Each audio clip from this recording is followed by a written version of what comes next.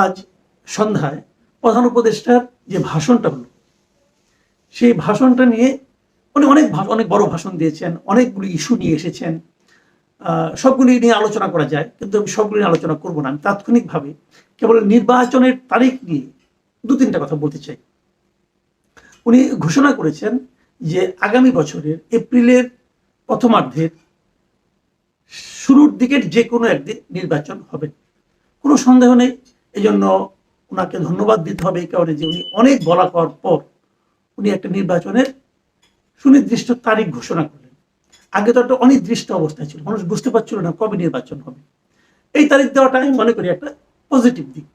কিন্তু পাশাপাশি আমি এটাও বলতে চাই যে এপ্রিলের ফার্স্ট উইক কেন, এপ্রিলের মানে মাঝামাঝি কেন, মাঝামাঝি সময় প্রথমার্ধ কেন, ওই সময় করলে কি লাভ, অথবা এর আগে করলে কি ক্ষতি, জানুয়ারিতে করলে কি ক্ষতি, জুনে করলে, জুনে প্রথমে করতে চেয়েছিলেন জুন পর্যন্ত, ওটাকে এগিয়ে এনে এপ্রিল করেছেন, এটা একটা পজিটিভ দিক, কোনো সন্দেহ নেই। কিন্তু তার আগে কেন নয়? উনি বলেছিলেন, আগের থেকে বলেছিলেন যে ম্যাক্সিমাম রাজনৈতিক দলগুলো যা চাইবে, যেভাবে চাইবে উনি সেভাবেই নির্বাচনের কথা বলবেন। উনি যখন জাপান গেলেন, জাপান যে উনি বললেন যে মাত্র একটি মাত্র দল ডিসেম্বরে নির্বাচন চায়।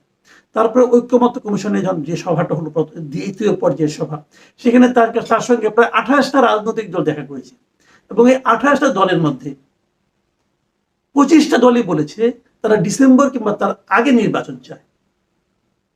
আর আমি পরে শুনেছি 3 তারিখে আমি দেখলাম একটা অনুষ্ঠানে জামাতের পক্ষ থেকে বলা হলো তারা এপ্রিলের মধ্যে নির্বাচন চায়। তাহলে বিষয়টা কি দাঁড়ালো? প্রধান উপদেষ্টা জামাতের পক্ষ নিলেন, বিএনপি সহ আর বাংলাদেশের যে 25টা দল, নিবন্ধিত দল, বললেন যে তারা ডিসেম্বরের মধ্যে নির্বাচন চায়। উনি সেটাকে উপেক্ষা করলেন। কেন করলেন? এটা কি ইচ্ছাকৃত? আমার মনে হয় এটা ইচ্ছাকৃত। উনি বিএনপিকে বোঝানোর চেষ্টা করলেন, তোমরা যত কিছুই বলো না কেন, তোমাদের কথা কোনো গুরুত্ব আমার কাছে নেই, আমি যেভাবে চাইবো সেভাবে হবে ইলেকশন। এবং উনি এপ্রিলের মধ্যে, কেন এপ্রিল, এপ্রিলে কি সুবিধা, কেন এপ্রিলে পারলে ডিসেম্বরে পারবেন না, এই ব্যাখ্যাটা কিন্তু ওনার এই বিরাট ভাষণে আমি কোথাও পেলাম না।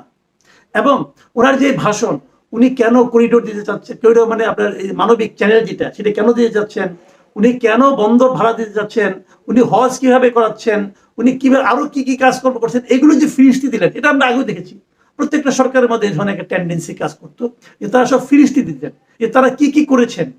ভাই, সরকারে যদি থাকেন ওনাদের ফিরিস্তি দেওয়ার কোনো দরকার নাই। এই টেকনিকটাই মনে করি অপ্রয়োজনীয় টেকনিক। পৃথিবীর অন্য কোনো দেশে ফিরিস্তি দেয় বলে আমার কাছে মনে হয় না। আপনি কি করেছেন সেটা আপনি বলার দরকার পড়ে না, এটা তো আমরা জানি।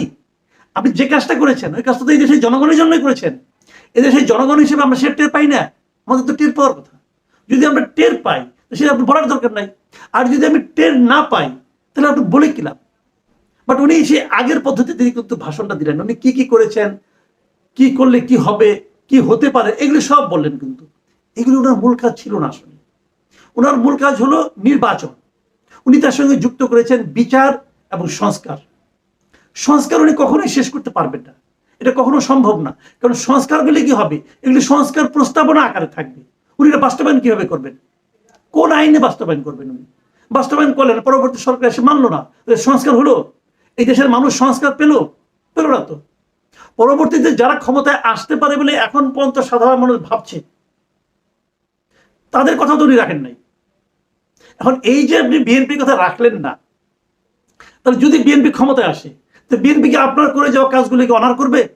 যদি না করে আপনি কি করতে পারবেন তখন?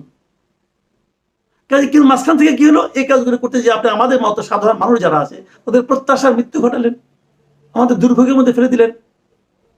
কাজে এতে লাভটা কি? আমার কি যেন মনে হয় যে এটা হলো কি, ম্যাক্সিমাম রাজনৈতিক দল, ম্যাক্সিমাম সাধারণ মানুষ, তাদের যে প্রত্যাশা, সেই প্রত্যাশাকে উনি ইগনোর করলেন, অবহেলা করলেন। এবং অবহেলা করে উনি বোঝালেন যে তোমরা সবাই যা চাও সেটা হবে না, আমি একা যা চাই তাই হবে। উনি নিজেকে সংখ্যাগরিষ্ঠ জনগণের, সংখ্যাগরিষ্ঠ রাজনৈতিক দলের প্রতিপক্ষ হিসেবে দাঁড় করালেন। কেন? আমি মাঝে মাঝে চিন্তা করি, ওনার তো বয়স হয়েছে না, পৃথিবী থেকেও যাওয়ার সময় হয়ে গেছে, উনি তো অনন্তকাল বাঁচবেন না, পৃথিবীর কেউ অনন্তকাল বাঁচে না, এটা আল্লাহর দুনিয়ার নিয়ম না। উনি যখন চলে যাবেন, উনি কি নিয়ে যাবেন? অথচ ওনার সুযোগ ছিল, কিন্তু ওনার সুযোগ ছিল, উনি এমনিতে সম্মানিত ব্যক্তি, নোবেল পেয়েছেন, অনেক সম্মানিত, যেভাবে পেয়েছেন তো অনেক সম্মানিত ব্যক্তি। এখন উনি কিন্তু সমস্ত রাজনৈতিক দলের মাথার মণি হয়ে থাকতে পারতেন, এদেশের মানুষের মাথার মণি হয়ে থাকতে পারতেন, মানুষটাকে মাথায় করে রাখত যদি উনি জনমতকে সম্মান দেখাতেন। এবং জনমতকে সম্মান দেখানোর সর্বশেষ সুযোগটাও উনি আজকে নষ্ট করলেন। এতদিন যা বলেছেন বলেছেন, উনি যদি বলতেন যে আমি ডিসেম্বরে নির্বাচন দেব, তাহলে সমস্ত দেশের মানুষ ওনাকে সম্মান করত এবং বলতো উনি যা করেছেন ভালো করেছেন। এবং ডিসেম্বর আসতে আমাদের 6 মাস বাকি আছে, এই 6 মাসে ওনার এই সংস্কার প্রস্তাবনাগুলি কি এক জায়গায় আনা যাবে না? আর এক গো ধরেছেন বিচার সম্পন্ন করবেন, আপনি বিচার সম্পন্ন করতে পারবেন? লুৎফুজ্জামান বাবু সাহেবের কথা মনে আছে, এই ভদ্রলোকের ফাঁসির আদেশ হয়েছিল আরো 13 বছর আগে, সেই ফাঁসি কি বাস্তবায়ন করা গেছে? কেউ করতে পারছে? পায়নি তো। এটাই স্বাভাবিক বিচারিক প্রক্রিয়া। বিচার তো তাড়াতাড়ি হবে না, বিচার তো দেরি হবে। তাহলে উনি এই 7 মাসে 8 মাসের মধ্যে কি বিচার করবেন? সেই এরকম যে তৈরি করে বিচার করতে চান, সেটা কি আন্তর্জাতিক অঙ্গনে গ্রহণযোগ্য হবে? বিচারের নামে এই দেশে এখন কি চলছে এটাকে আমরা দেখছি না? একটা হত্যা প্রচেষ্টা হয়েছে, হত্যা হয় নাই কিন্তু, একটা হত্যা প্রচেষ্টা হয়েছে বলে বলছেন, তার জন্য 200-300 লোককে আসামি করছেন, সমস্ত শিল্পীদেরকে আসামি করছেন, করে করে আবার জেলে ঢুকাচ্ছেন, তাদের আবার জামিন হচ্ছে না। এগুলো আমরা দেখছি না?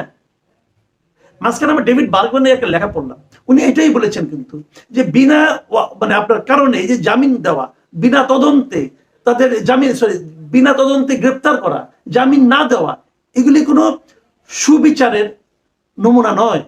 এবং এটা ওনার আমলে হচ্ছে, এই ইউনূস সাহেবের আমলে হচ্ছে, মব কালচার ইউনূস সাহেবের আমলে হচ্ছে। এগুলি কি ভালো কিছু? ভালো কিছু না। এবং এটাকে উনি আরো দীর্ঘায়িত করতে চাচ্ছেন। আমি জানি না শেষ পর্যন্ত বিএনপি কি করবে। আমি মনে করি বিএনপি সংঘাতে না যাওয়া ভালো। বিএনপি আজকে আলোচনায় বসেছে, হয়তো আমার এটা প্রচারিত হতে হতে বিএনপি সিদ্ধান্ত আমরা জেনে যাব, কি হবে আমি জানি না। কিন্তু আমি মনে করি উনি যখন গো ধরেছেন, দেশটাকে যেন সংঘাতের দিকে কেউ নিয়ে না যায়, আমরা সংঘাত চাই না। উনি যখন গো ধরেছেন, আমি মনে করি বিএনপি কি করবে আমি জানি না, তবে আমি মনে করি এটা নিয়ে সংঘাতের দিকে যাওয়া প্রয়োজন নাই। আর নির্বাচনটা হোক, শান্তিপূর্ণভাবে নির্বাচনটা হোক। আরেকটা কথা বলে শেষ করি, সেই নির্বাচন ডক্টর ইউনূসের অধীনে হয়। ডক্টর ইউনূস সাহেব এ পর্যন্ত যত কাজ করেছেন, সেই এনসিপির গঠন থেকে শুরু করে আজকে নির্বাচনের তারিখ ঘোষণা করা পর্যন্ত, অথবা এর আগে করলে কি ক্ষতি, জানুয়ারিতে করলে কি ক্ষতি, জুনে করলে, জুনে প্রথমে করতে চেয়েছিলেন জুন পর্যন্ত, ওটাকে এগিয়ে এনে এপ্রিল করেছেন, এটা একটা পজিটিভ দিক, কোনো সন্দেহ নাই। কিন্তু তার আগে কেন নয়? উনি বলেছিলেন, আগে থেকে বলেছিলেন যে ম্যাক্সিমাম রাজনৈতিক দলগুলো যা চাইবে, যেভাবে চাইবে উনি সেভাবেই নির্বাচনের কথা বলবেন। উনি যখন জাপান গেলেন, জাপান যে উনি বললেন যে মাত্র একটি মাত্র দল ডিসেম্বরে নির্বাচন চায়। তারপরে ঐক্যমত কমিশনে যে সভাটা হলো, দ্বিতীয় পর্যায়ের সভা, সেখানে তার সঙ্গে প্রায় 28টা রাজনৈতিক দল দেখা করেছে। এবং এই 28টা দলের মধ্যে 25টা দলই বলেছে তারা ডিসেম্বর কিংবা তার আগে নির্বাচন চায়। আর আমি পরে শুনেছি, 3 তারিখে আমি দেখলাম একটা অনুষ্ঠানে, জামাতের পক্ষ থেকে বলা হলো তারা এপ্রিলের মধ্যে নির্বাচন চায়।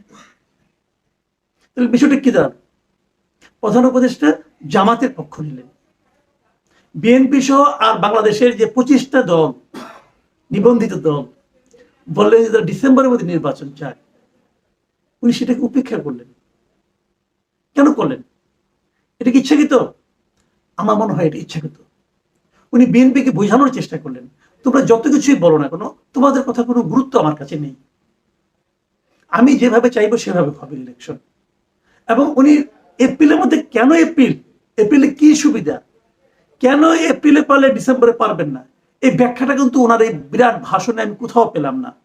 এবং ওনার যে ভাষণ, উনি কেন করিডোর দিতে চাচ্ছেন, করিডোর মানে আপনার এই মানবিক চ্যানেল যেটা, সেটা কেন দিতে যাচ্ছেন, উনি কেন বন্দর ভাড়া দিতে যাচ্ছেন, উনি হজ কিভাবে করাচ্ছেন, উনি কিভাবে আরো কি কি কাজকর্ম করছেন, এগুলো যে ফিরিস্তি দিলেন, এটা আমরা আগেও দেখেছি। প্রত্যেকটা সরকারের মধ্যে এই ধরনের একটা টেন্ডেন্সি কাজ করতো, যে তারা সব ফিরিস্তি দিতেন, যে তারা কি কি করেছেন। ভাই, সরকারে যিনি থাকেন ওনাদের ফিরিস্তি দেওয়ার কোনো দরকার নাই। এই টেকনিকটাই মনে করি অপ্রয়োজনীয় টেকনিক। পৃথিবীর অন্য কোনো দেশে এভাবে ফিরিস্তি দেয় বলে আমার কাছে মনে হয় না। আপনি কি করেছেন সেটা আপনি বলার দরকার পড়ে না, এটা তো আমরা জানি। আপনি যে কাজটা করেছেন ওই কাজটা তো এই দেশের জনগণের জন্যই করেছেন। এদেশের জনগণ হিসেবে আমরা সেটা টের পাই না? আমাদের তো টের পাওয়ার কথা। যদি আমরা টের পাই সেটা আপনি বলার দরকার নাই। আর যদি আমি টের না পাই, তাহলে আপনি বলে কিলাম, বাট উনি সে আগের পদ্ধতিতে কিন্তু ভাষণটা দিলেন। উনি কি কি করেছেন, কি করলে কি হবে, কি হতে পারে, এগুলো সব বললেন।